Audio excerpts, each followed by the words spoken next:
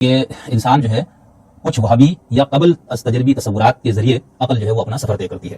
یہ جو وہابی تصورات ہے اس کا مطلب کیا ہوتا ہے، یہ بہت اہم ہے۔ جب ہم عقلیت کی بات کرتے ہیں، عقل بطور سورس آف نالج کی بات کرتے ہیں، تو اس میں وہابی تصورات یا قبل از تجربی تصورات کو بڑی اہمیت دی جاتی ہے۔ اس مفہوم کی روح سے یعنی جو ہم وہابی تصورات کی بات کرتے ہیں، کچھ اصولوں کو بطور مسلمات تسلیم کرنا پڑتا ہے۔ یہ جو بطور مسلمات جن اصولوں کو ہم تسلیم کر رہے ہیں، یہ مسلمات قبل تجربی اور وہابی ہوتا ہے، ٹھیک ہے۔ یہ تصورات جو ہے قبل تجربی اور وہابی ہوتے ہیں۔ یہ انسان اپنی تخلیق کے ساتھ ان وہابی تصورات کو لے کر آتا ہے اور عقل بھی ان کے ذریعے سفر طے کرتی ہے حقیقت تک پہنچنے کے لیے۔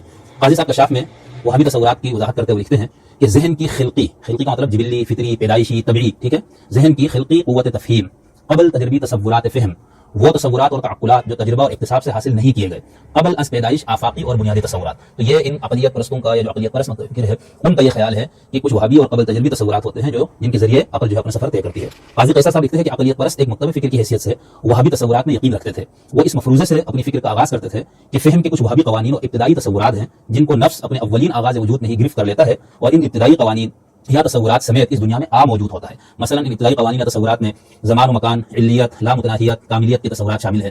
اسی طرح خدا، روح، خیر و شر وغیرہ اس طرح کی کچھ چیزیں ہیں، کچھ وہابی تصورات ہیں جس کو عقلیت پرست مفکرین کا کہنا ہے کہ انسان اپنی پیدائش کے ساتھ کچھ وہابی تصورات لے کر آتا ہے۔